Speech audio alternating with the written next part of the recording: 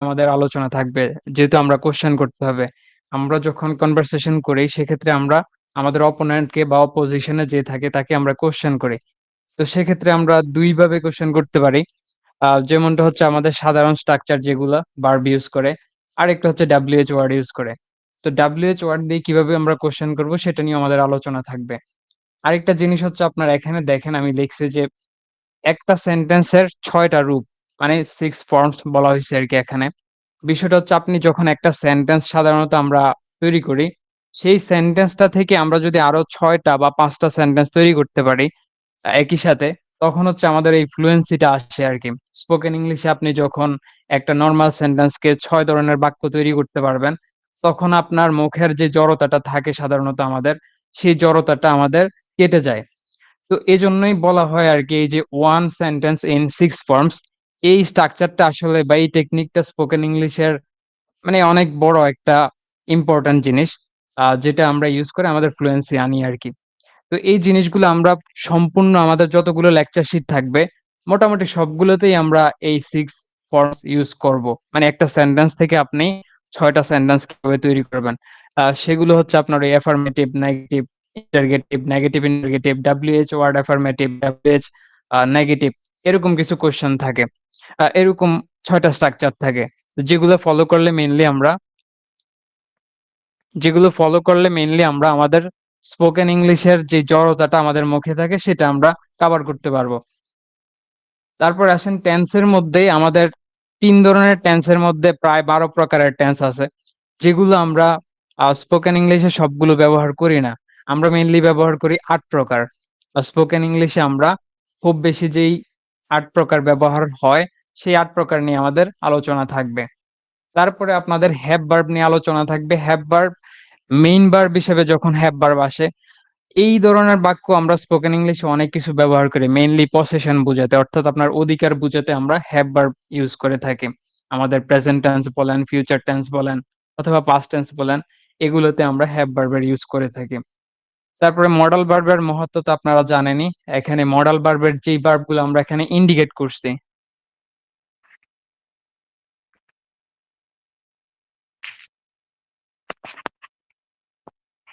যেগুলো আমরা এখানে ইন্ডিকেট করছি, সেগুলা মোটামুটি কমপ্লিট করলেই আপনাদের স্পোকেন ইংলিশে যেগুলো খুবই বেশি ব্যবহৃত হয়, এগুলোই মূলত মেইনলি এখানে আছে।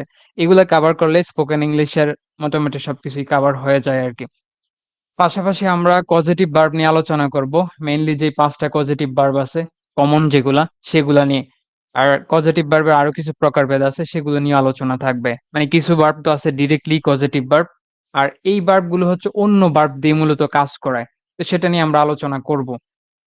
তারপরে আমরা কন্ডিশনাল সেন্টেন্স নিয়ে আলোচনা করব। মেইনলি ৩ ধরনের কন্ডিশনাল আমরা স্পোকেন ইংলিশে ব্যবহার করি। সেটা হচ্ছে জিরো, ফার্স্ট আর সেকেন্ড। থার্ড টা খুব বেশি স্পোকেন ইংলিশে ব্যবহার হয় না। তবুও আমরা এটা নিয়ে আলোচনা করব। প্রিপোজিশন থাকবে, প্রিপোজিশন নিয়ে আলোচনা থাকবে। তাছাড়াও আপনারা অনেক দেখছেন যে স্পেশাল রুলস নিয়ে স্পোকেন ইংলিশে অনেক বেশি আলোচনা থাকে। তো সেটাও আমরা এখানে কভার করব। আর এখানে অনেকেই আমি যতটুকু জানি আরকি আপনারা বেসিকটা কভার করার জন্য মানে পরবর্তীতে আপনাদের প্ল্যান আছে যে IELTS এক্সাম দিবেন। তো আপনারা চাচ্ছিলেন যে বেসিকটা আগে কভার করে তারপরে IELTS এর প্রিপারেশন নিবেন। তো সেক্ষেত্রে আমরা মূলত এখানে কিছু জিনিস রাখবো। IELTS এর স্পিকিং পার্টটা নিয়ে মেইনলি আমরা কাজ করব। যেহেতু আমাদের এটা স্পোকেন ইংলিশ, শুধুমাত্র আমরা স্পোকেন পার্টটা নিয়েই বা স্পিকিং পার্টটা নিয়ে আমরা কাজ করব। সেক্ষেত্রে আমরা IELTS এর স্পিকিং পার্টের 2nd পার্ট বলে একটা জিনিস থাকে যেখানে আপনারা কিউ কার্ড এক্সপ্লেইন করা লাগে। অর্থাৎ আপনাকে একটা কোয়েশ্চেন দিবে, একটা টাইটেল দিবে যেটার আন্ডারে কিছু কোয়েশ্চেন থাকবে। সেটাকে আপনি দেখে বা সেটা অনুসারে আপনাকে অ্যান্সার করতে হবে। তো সেটা নিয়ে আমাদের আলোচনা থাকবে। তারপরে সিচুয়েশনাল কনভারসেশন থাকবে, বেসিক কনভারসেশন বেসিক কোয়েশ্চেন একটা পার্ট থাকবে। মানে কিছু আমরা কোয়েশ্চেন সেট আপনাদেরকে দিব যেটা আপনারা প্র্যাকটিস করবেন। টিম আপ করে দিব আমরা। ওই টিম আপ ২ জনের হবে আরকি। ২ জন করে আমরা টিম আপ করব। যেখানে আপনারা শিট গুলো প্র্যাকটিস করবেন। পাশাপাশি হচ্ছে এই যেই বেসিক কোয়েশ্চেন পার্টটা আমরা দিব, সেটা হচ্ছে আপনারা প্র্যাকটিস করবেন।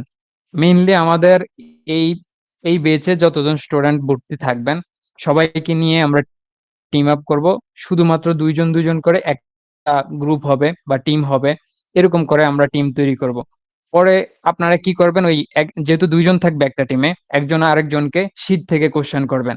মানে হয় না যে আপনাদের যে বাংলা বাক্যগুলো থাকবে অথবা ইংলিশ যেটা থাকবে, সেটাকে আপনার একটা সেন্টেন্স থেকে ৬ টা সেন্টেন্স কিভাবে তৈরি করতে হয় সেটা তো আমরা ক্লাসে দেখাবো। আপনারা একজন আরেকজনকে জিজ্ঞেস করবেন, প্রশ্ন করবেন। এগুলাতে আপনাদের ফ্লুয়েন্সি আসবে আরকি। তো সেজন্যই আমরা মূলত টিম আপ এর একটা কাজ করব আরকি। তারপর প্রেজেন্টেশন থাকবে, ডিফারেন্ট টপিক থাকবে এখানে। বিভিন্ন ধরনের টপিক নিয়ে আলোচনা থাকবে। আপনারা যেগুলো প্রেজেন্টেশন আকারে দিবেন আরকি শেষ দিকে অবশ্যই এটা। এই টপিক গুলোই মূলত আমরা কাভার করব। আর যদি এর বাহিরে কোনো কিছু প্রয়োজন হয় সেটা নিয়েই আমরা আলোচনা করব। যদি প্রয়োজন বোধ হয় যে স্পোকেন ইংলিশে আরো কিছু ইম্পোর্টেন্ট টপিক আমাদের বাদ পড়ছে বা আমরা মনে করি যে এইগুলো রাখা দরকার সেগুলো নিয়ে আলোচনা করব। আর ৯০ দিনের এই যাত্রায় আমরা আশা করব যে আপনারা প্রতিদিন এট লিস্ট ১ ঘন্টা করে সময় দিবেন। ১ ঘন্টা করে আ যেদিন ক্লাস থাকবে সেদিন তো ক্লাস করবেন। পাশাপাশি একটু প্র্যাকটিস করার চেষ্টা করবেন। আর যেদিন ক্লাস থাকবে না, সেদিন অন্তত ১ ঘন্টা আপনারা প্র্যাকটিস করবেন। এই শিটগুলো প্র্যাকটিস করবেন। পাশাপাশি হচ্ছে যে কোয়েশ্চেন সেট দিব অথবা vocabulary দিব আমরা ৩০ টা করে ৩০-৩৫ টা করে, সেগুলো আপনারা একটু প্র্যাকটিস করবেন। এটা আশা রাখবো আরকি। আর এখানে কিছু কথা বলা আছে এটা আমি আপনাদেরকে আবার দিব। একটু পড়ে নিবেন। যেটা আমি একটু আগেও বলছি আপনাদের ২ জন করে গ্রুপ করা হবে। আ এই ২ জনে মূলত আপনারা প্রতিদিন এট লিস্ট ৪ থেকে ৫ মিনিট একটু প্র্যাকটিস করবেন কলের মাধ্যমে। শিটগুলো এবং কোয়েশ্চেন সেট যদি দেই সেটা প্র্যাকটিস করবেন। আর ৩ টা লেকচার যাওয়ার পর আমাদের ১ম ৩ টা লেকচার যাওয়ার পরে আমরা আপনাদেরকে টপিক দিব। যে টপিকগুলোর উপরে আপনারা ভিডিও মেক করতে হবে। তো যাদের মানে যারা ইচ্ছুক, খুবই আগ্রহী যে আমরা কিছু একটা করতে চাই, ৯০ দিনে আমাদের চেঞ্জ করতে চাই, আমাদের স্পোকেন ইংলিশের জড়তা কাটাইয়া আমরা কিছু একটা অর্জন করতে চাই। তো তারা আশা করি এই ৯০ দিন ধারাবাহিকভাবেই প্র্যাকটিস করবেন। তাদের জন্যই বলা আরকি মেইনলি। এই ভিডিওগুলো আপনারা তৈরি করবেন যখন থেকে আমরা টপিক দেওয়া শুরু করব। ১ম ৩ টা লেকচার যাওয়ার পর। আর ধৈর্য সহকারে আপনারা ৯০ দিন আশা করি যে থাকবেন আমাদের সাথে। প্রতিদিন প্র্যাকটিসটা করবেন। আর এখানে আমরা মূলত কিভাবে লেকচার গুলা যাবে সেটা নিয়ে আলোচনা করছি। মানে একটা আপনাদেরকে মডিউল দিছি আরকি, কোর্স মডিউল। যেটা দেখে নিবেন আমরা এটা দিব আপনাদেরকে গ্রুপে।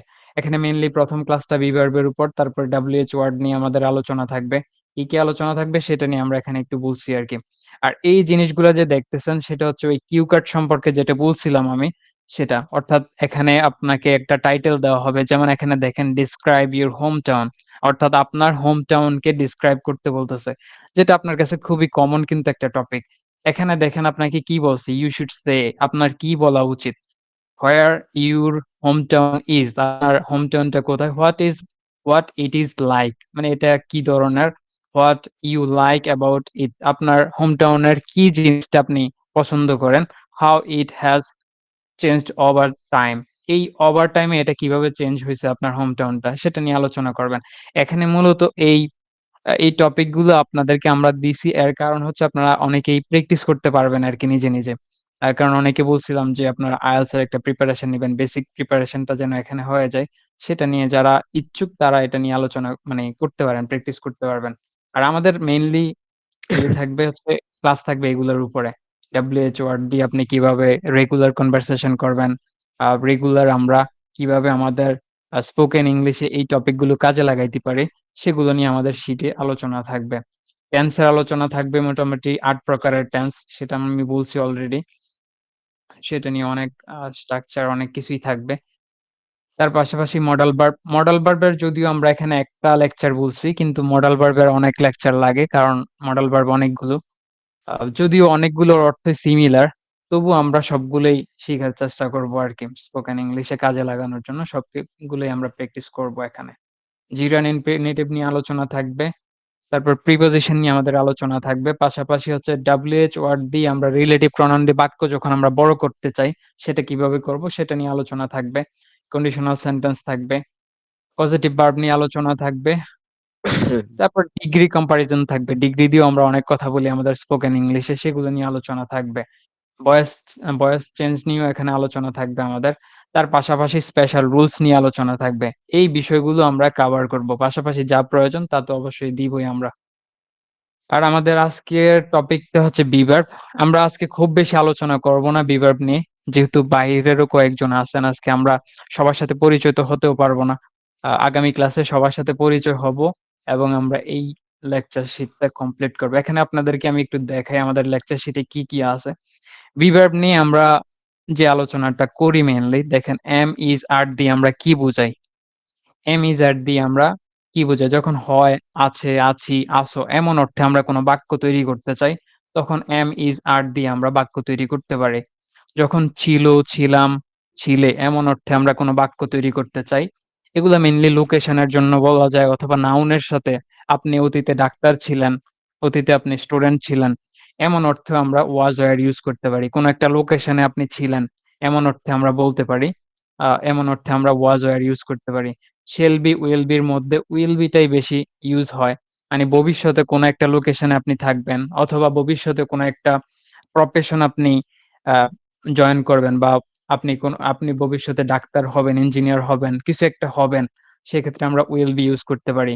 অথবা কোনো একটা লোকেশনে আপনি ভবিষ্যতে থাকবেন। এরপর আমরা অ্যাডজেক্টিভ এর সাথে এই verb গুলো ইউজ করতে পারি। কেউ ধরেন পোলাইট হবে, সেক্ষেত্রে আমরা উইল বি ইউজ করতে পারি। সেটা নিয়ে আমাদের আলোচনাগুলো এখানে একটু দেখেন। আমি একটু দেখাই। এখানে দেখেন I am মানে আমি হই। আমি কি হই? এখান থেকে আমি নিলাম I am a banker আমি একজন ব্যাংকার হই। I am a banker আমি একজন ব্যাংকার হই।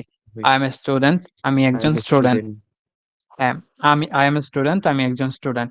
তারপরে দেখেন এখানে এই জিনিসগুলা আমরা নেক্সট ক্লাসে আরকি প্র্যাকটিস করাবো আপনাদেরকে। ১ম এ হচ্ছে আমরা এই জিনিসটা বারবার বলাবো আপনাদের মুখ দিয়ে যেন জড়তাটা চলে যায়। যেমন I am আমি হই, you are তুমি হও, he is I say am হয়, আমি হই, we you are আমরা are হই। তুমি হও, you are she is সে হয়, we are আমরা হই। Yes, yes. আমরা আশা করব এভাবে আপনারা প্র্যাকটিস করবেন আমাদের সাথে রেগুলারলি। তো এই জিনিসগুলো প্র্যাকটিস করাবো। এটা থেকে আপনি এই একটার বাক্যের সাথে ১ম এ I am a banker দিলেন। তারপরে you are an officer এভাবে দিয়ে গেলেন। মানে আপনি দেখেন একটা সেন্টেন্স থেকে আপনি কত ধরনের সেন্টেন্স তৈরি করতে পারতেছেন। আরেকটা জিনিস দেখেন, আমি বিশ্বস্ত। তাহলে কি হবে? I am faithful আমি বিশ্বস্ত, I am faithful। এরকমভাবে আমরা এই অ্যাডজেক্টিভ দিয়েও আপনাদের এই verb ইউজ করে সেন্টেন্স তৈরি করতে পারি। পাশাপাশি দেখেন, আপনি চাইলে অ্যাডজেক্টিভ ও থাকবে এবং নাউন ও থাকবে। সেক্ষেত্রে আমাদের কি করতে হবে? সেক্ষেত্রে এই যে faithful টা ধরেন আমি একজন বিশ্বস্ত ডাক্তার। তাইলে কি হবে? I am a faithful doctor মানে আপনার কি হবে? এই যে আর banker এর মাঝখানে আপনার বিশ্বস্তটা চলে যাবে। মানে faithful টা চলে যাবে, অ্যাডজেক্টিভ টা চলে যাবে। আর যখন আমরা শুধুমাত্র অ্যাডজেক্টিভ ইউজ করতেছি, মানে সে শক্তিশালী, সে হতাশ, সে ভদ্র, সে সচ্ছল। সেক্ষেত্রে আমরা জাস্ট এই, এই বাক্যগুলোর পরে আমরা অ্যাডজেক্টিভ নিয়ে আসতেছি। কোন প্রকারের আর্টিকেল এখানে ইউজ হবে না। মানে অ্যাডজেক্টিভ এর সাথে কোন আর্টিকেল ইউজ হয় না, জাস্ট নাউন এর সাথে হয়। তো এই জিনিসগুলো আমরা আগামী ক্লাসে আপনাদেরকে প্র্যাকটিস করাবো। আরেকটা জিনিস দেখেন এখানে, আমরা যে একটু আগে বলছিলাম যে 6 সেন্স ইউজ করে অথবা 6 ফর্মস ইউজ করে আমরা কিভাবে জড়তাটা দূর করি মুখের। এখানে দেখেন আপনি যখন একটা বাক্য তৈরি করতেছেন অ্যাফার্মেটিভ, ধরুন যে আমি বললাম, "ইউ আর এ টিচার" তুমি একজন শিক্ষক।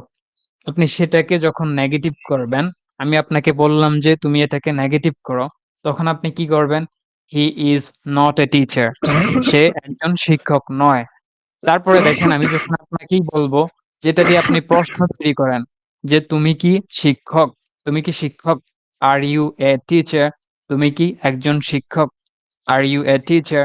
তুমি কি একজন শিক্ষক? আপনি এটা প্রশ্ন করবেন। তারপরে আমি যখন বলবো যে আপনাকে নেগেটিভ ইন্টারগেটিভ করতে, যে, "তুমি কি একজন শিক্ষক নয়?" আপনি একটু আগে বললেন যে, "তুমি একজন শিক্ষক" বা "তুমি কি একজন শিক্ষক?" জাস্ট প্রশ্নটা করছেন, "তুমি কি একজন শিক্ষক?" তারপরে আমি আপনাকে বললাম, "তুমি কি একজন শিক্ষক নয়?" আপনার মনে এরকম প্রশ্ন জাগে না, "সে কি একজন শিক্ষক নয়?" এরকম বাক্য আমরা অনেক ইউজ করি। তো সেক্ষেত্রে আমরা এটাকে কি করব? জাস্ট কি হচ্ছে আমাদের বিভাগটাকে নেগেটিভ ফর্মে ইউজ করব। আমরা চাইলে ২ ভাবে এই সেন্টেন্সটা তৈরি করতে পারি। যেমন টা সামনে থাকবে, তারপরে সাবজেক্ট, তারপরে নট ইউজ করব। আরেকটা স্পোকেন ইংলিশে মেইনলি আমরা যত শর্ট করতে পারি, তত হচ্ছে আমাদের স্পোকেন ইংলিশের সেন্টেন্স গুলো বা কথা বলার ধরনগুলো সুন্দর হয়। তো সেক্ষেত্রে আ ব্রিটিশরা অথবা আপনার নেটিভ স্পিকাররা কি করে? এই শর্ট ফর্ম গুলো ইউজ করে। এম এর জন্য শুধুমাত্র একটু আলাদা করলেই সেটা সুন্দর শোনা যায়। আর বাকিগুলোর জন্য আপনি দেখেন এখানে isn't, aren't, wasn't, weren't, won't be, shan't এটা আপনার won't be টাই ইউজ হয় বেশি will be থেকে আরকি। shan't be টা খুব একটা ইউজ হয় না। আর ain't টাও খুব একটা মানে এটাকে বলা যায় যে ইনফর্মাল। তো এই জিনিসটা কি করবেন শর্ট করে দিবেন। তারপরে সাবজেক্ট, তারপরে হচ্ছে আপনার নাউন অথবা অ্যাডজেক্টিভ যদি আনি অথবা আমরা পরবর্তী স্ট্রাকচার অনুযায়ী লোকেশন ইউজ করতে পারি এখানে। সে কি শিক্ষক নয়? Isn't he a teacher? সে কি একজন শিক্ষক নয়? তারপরে দেখেন আমরা এই জায়গায় এসে WH অ্যাফার্মেটিভ সেন্টেন্স ও তৈরি করতে পারি এই জিনিসগুলো থেকে। যেমন দেখেন আ এখানে হু ইজ ইউর টিচার? কে তোমার শিক্ষক? Who is your teacher? তারপরে এটাকে আপনার নেগেটিভ ভাবে আপনি প্রশ্ন করতে পারেন চাইলে, হু ইজন্ট ইউর টিচার? কে তোমার শিক্ষক নয়? হু ইজন্ট ইউর টিচার? কে তোমার শিক্ষক নয়? তো এই যে ৬ টা স্ট্রাকচার মানে একটা থেকে ৬ ধরনের বাক্য তৈরি করা। এই যে WH ওয়ার্ড ইউজ করে আপনি এখানে আরেকটা জিনিস খেয়াল রাখবেন যে আমরা পরবর্তী লেকচারটা আমাদের মূলত WH ওয়ার্ডের উপরে। তো WH ওয়ার্ড দিয়ে আপনি যখন সেন্টেন্স তৈরি করবেন, WH ওয়ার্ড কিন্তু অনেক ধরনের। প্রায় ২৫ টা সম্ভবত আমরা পরের লেকচারে দিয়েছিলাম। দেওয়া আছে আরকি আমাদের। তো আপনি চাইলে কিন্তু WH ওয়ার্ড ইউজ করে অনেক সেন্টেন্স তৈরি করতে পারবেন। অর্থাৎ আপনি মাত্র যে ৬ টা বাক্য তৈরি করতেছেন একটা সেন্টেন্স থেকে তা কিন্তু নয়। আপনি মোটামুটি ২০ টা সেন্টেন্স তৈরি করতে পারবেন মাত্র একটা সেন্টেন্স থেকে। মানে আপনি রেগুলারলি যে একটা সেন্টেন্স বানানোর চেষ্টা করেন, সিম্পল একটা সেন্টেন্স, সেটা থেকে আপনি ২০ টা সেন্টেন্স তৈরি করতে পারবেন অনায়াসে। জাস্ট হচ্ছে WH ওয়ার্ড আর be verb টা ভালো করে শিখলে। তো আমরা হচ্ছে এইভাবেই মূলত আমরা আগাবো। মানে প্রত্যেকটা সেন্টেন্স থেকে যেন ৬ টা সেন্টেন্স অন্তত তৈরি করা যায় বা আরো বেশি যেন তৈরি করা যায়। যেহেতু আমরা পরবর্তীতে WH ওয়ার্ড নিয়ে আলোচনা করব।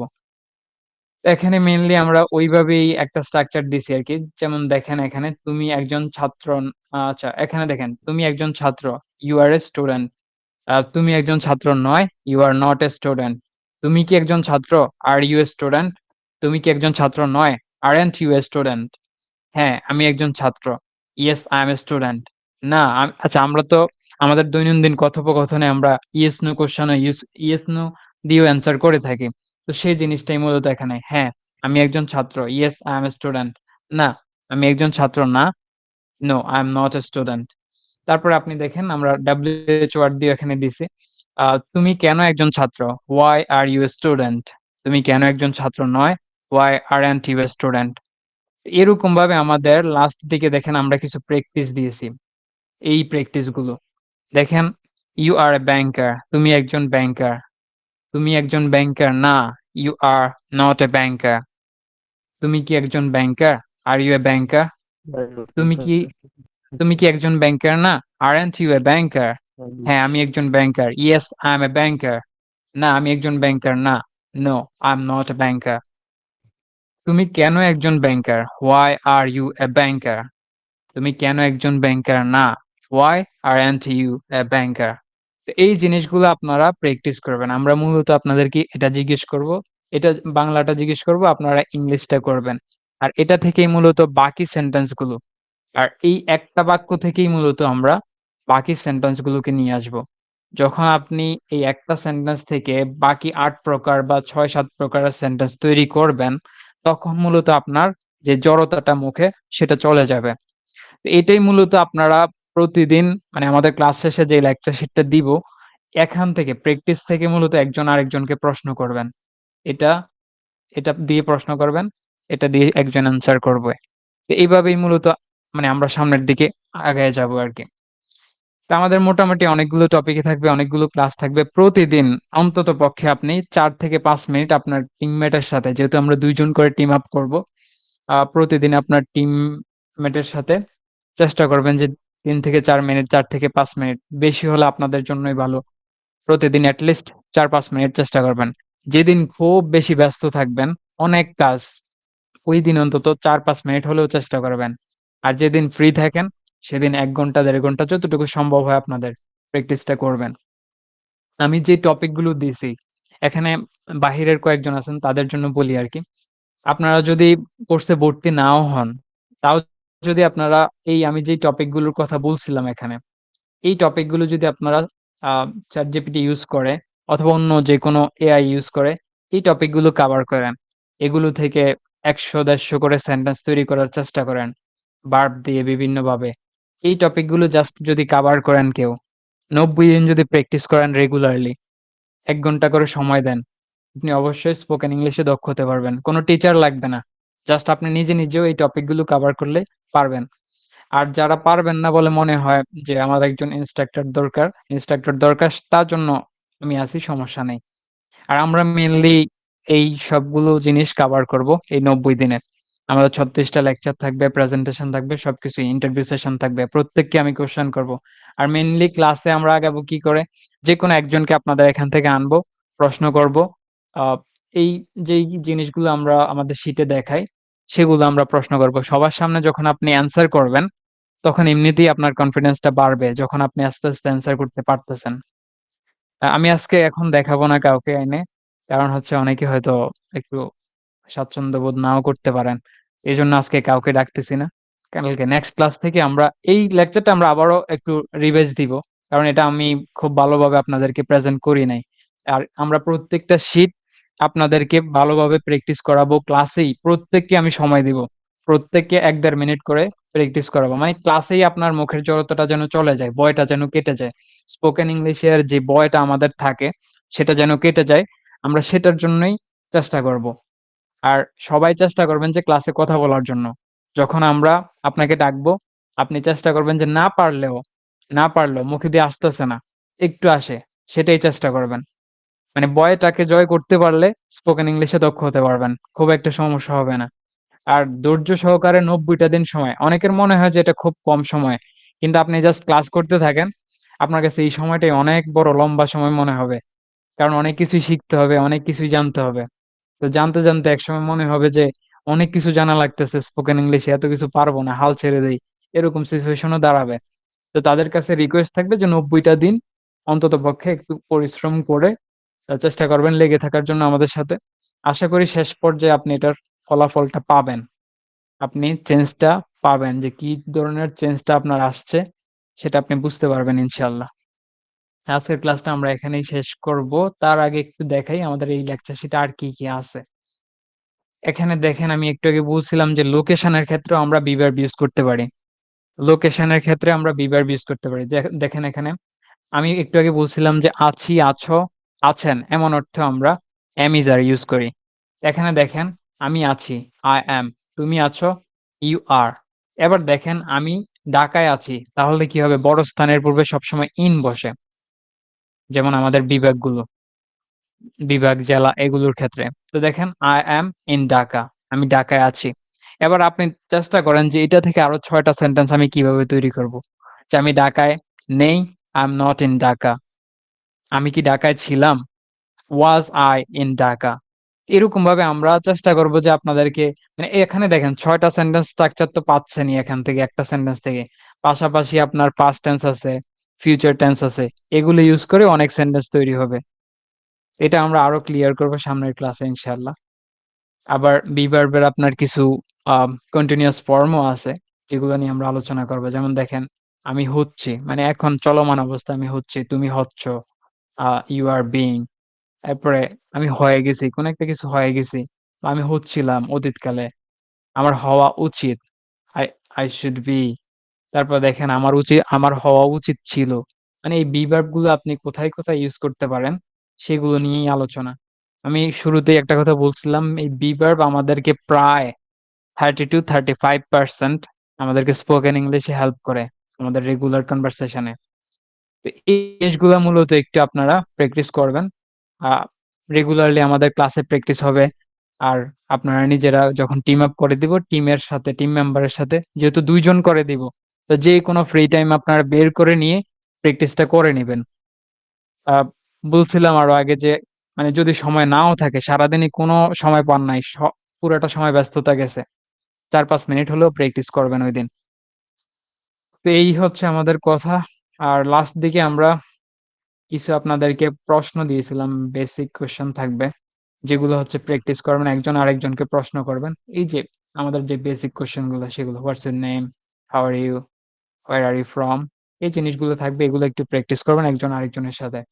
পাশাপাশি আপনাদেরকে বলছিলাম যে আমরা প্রায় ১২০০ ভোকাবুলারি দিব, যেগুলো আপনাদের স্পোকেন ইংলিশের আ জন্য যেগুলো প্রয়োজন সেগুলো কভার করবে। তো এরকমভাবে আমরা ভোকাবুলারি আপনাদেরকে দিব। আরেকটা জিনিস এখানে দেখেন, আমরা একটা করে এক্সাম্পলও দিয়ে দিছি যেন আপনি বুঝতে পারেন যে এই ওয়ার্ডটা কোথায় ইউজ হয়, কিভাবে ইউজ হয়। সেটার জন্য আমরা এক্সাম্পলও দিছি, বাংলা অর্থ সহ আছে। এগুলো একটু এভাবে শিখে নিবেন। আজকের জন্য সমাপ্তি।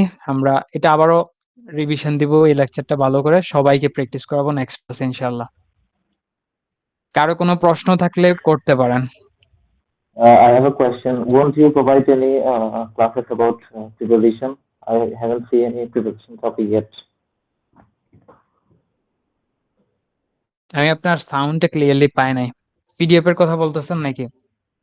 হ্যাঁ, আমি বলছি যে আপনি স্পোকেন ইংলিশে আমি মনে করি যে প্রিপোজিশনের টপিকটা অনেক বেশি গুরুত্বপূর্ণ। এই জায়গাটা আমার বেশি প্রবলেম হয়। আপনি কি প্রিপোজিশনে কোনো ক্লাস নেবেন না? হ্যাঁ, হ্যাঁ, সেটা বলছিলাম আমরা ওই আপনার শুরুতেই আছে, এখানে বলছিলাম যে প্রিপোজিশনের অনেক বড় একটা ইয়ে থাকে এখানে। আমরা সেটা নিয়ে অনেক আলোচনা করব। মেইনলি যেই জায়গাগুলো আমরা ফোকাস করব সেটা হচ্ছে আপনার ওই প্লেস, টাইম, ডিরেকশন এগুলা। আর রিজন, ম্যানার এগুলা নিয়ে আলোচনা থাকবে আরকি। ওকে, I forgot it. Thank you. ওকে। ভাইয়া আমি একটা কোশ্চেন নেক্সট। করতে চাচ্ছিলাম। জি, জি। ইয়েস। হ্যাঁ, কোশ্চেনটা হইলো আমি আসলেও পড়াশোনা থেকে অনেকদিন বিরত ছিলাম। হ্যাঁ, তো হ্যাঁ। আমি শুরুটা কিভাবে করতে পারি? আমার অনেক কিছু জানা নাই এখন। শুরুটা আর কোথা থেকে করতে হবে না, আমরা যেই জিনিসগুলো আপনাকে দিব জাস্ট এগুলো আপনি ফলো করবেন। আমরা এই আজকের ক্লাসটা যেভাবে নিছি এভাবে না, আমরা আরো একটু ডিটেলস আলোচনা করব। আমি জানি এখানে অনেকেই আছেন যারা বেসিক থেকে শুরু করতে যাচ্ছেন, একদম বেসিক থেকেই। তো তাদের জন্য আমরা এগুলো আরো আলোচনা করব। আজকের ক্লাসটা জাস্ট একটু ডেমো টাইপের ছিল, তো এই জন্য আমরা খুব বেশি ডিটেলস আলোচনা করি নাই। আমরা প্রত্যেককেই প্র্যাকটিস করাবো। এই যে বিভার্ব ধরে ধরে আমরা বলছিলাম শুরুর দিকে আপনাদেরকে, যে বিভার্বের যে আলোচনা থাকবে এখানে, আমরা প্রত্যেকটা জিনিস ধরে ধরে কিভাবে সেন্টেন্স তৈরি করবেন প্রত্যেকটা জিনিস নিয়ে আমরা আলোচনা করব। তো আমরা মূলত কোথায় কোনটা ইউজ করি, কোন সময় আমরা অ্যামিজ আর ইউজ করি, ওয়াজ আর ইউজ করি, সবকিছু নিয়ে আমরা ডিটেলস আলোচনা করব। সেন্টেন্স মেক করব, একজন আরেকজনকে প্রশ্ন করানোর প্র্যাকটিস ক্লাসে থাকবে। সবকিছু যদি রেগুলারলি করেন চেঞ্জেসটা আসবে, সমস্যা নাই। আপনার খুব বেশি আর বেসিক জানা লাগবে না। যেগুলো আমরা পড়াবো এগুলোই বেসিক, আর এগুলোই স্পোকেন ইংলিশ ইম্পর্ট্যান্ট। ঠিক আছে ভাইয়া, ধন্যবাদ। আচ্ছা, আর কোনো কোশ্চেন? আচ্ছা ভাইয়া, আপনি কিভাবে আহ জি গালিব ভাই, আপনি বলেন। এখানে পরবর্তী আস ক্লাসটা কবে হবে? কি কি বলতেছিলেন, বুঝিনি আপনার কথাটা আমি। জি, কি বলতে চাচ্ছি যে পরবর্তী ক্লাসটা কবে হবে? পূজার মধ্যে হ্যাঁ, কবে আসার অনুসারেই হবে আমাদের ক্লাসগুলো। মানে কালকে গ্যাপ থাকবে আর পরের দিন আবারও ক্লাস হবে। রোজার মধ্যে বলতে মানে আপনার এই ক্লাস আমাদের হবে যে টাইমটা দেওয়া আছে 9টা 40 থেকে আমরা ক্লাস শুরু করব। 9টা 40 মোটামুটি তারাবি আমাদের শেষ হয়ে যায়। যারা আপনারা পুরুষ আছেন মোটামুটি তারাবি শেষ হয়। প্রথম দিকে হয়তো ওই যারা খতম তারাবি হয় আরকি, ওদের সম্ভবত একটু টাইম বেশি লাগে যেহেতু ১.৫ পারা কভার করা লাগে প্রথম দিকে, প্রথম ৬ দিন। তো পরের দিকে ঠিক হয়ে যায় আরকি। তাহলে ভাইয়া, আচ্ছা নয়টা ভাইয়া, আপনার চল্লিশ যে থেকে আশা করি সমস্যা হবে না খুব একটা কারো। ভাই এই আপনার যে স্পোকিং টপিক ইংলিশ। জি ভাই বলেন, কে বলতেছেন? মাহিন আহমেদ নাকি? জি ভাইয়া, এই স্পোকিং ইংলিশ এই এই কোর্সটা করলে কি আমরা মানে জব প্রিপারেশনও হালকা পাতলা হয়ে যাবে? জব প্রিপারেশন হবে না সেভাবে, কারণ জবে আপনাকে মোটামুটি মানে একটু কঠিন কোশ্চেন গুলোই করে। তবে আপনার যে ভাইবার যে ইয়াটা, সেটা আপনি হয়তো রিকভার করতে পারেন। কারণ এখান থেকে আপনি যদি বেসিক পার্টটা কভার করতে পারেন, কথা বলার যে ভয়টা সেটা যদি আপনি কাটায় উঠতে পারেন, তাহলে আশা করি এটা আপনার জন্য অনেক উপকার হবে আর কি ভাইবা বোর্ডে।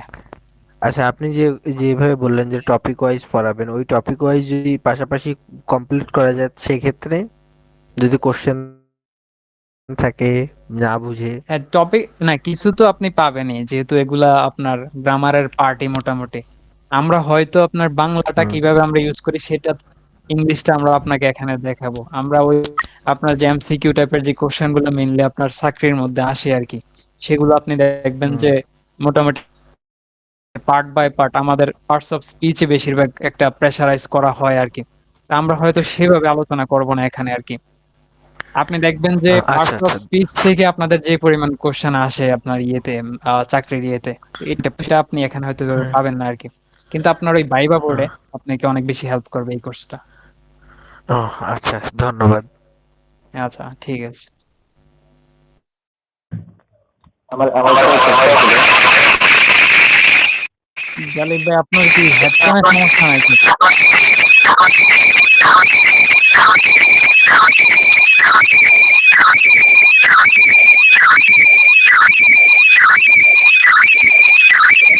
ভাইয়া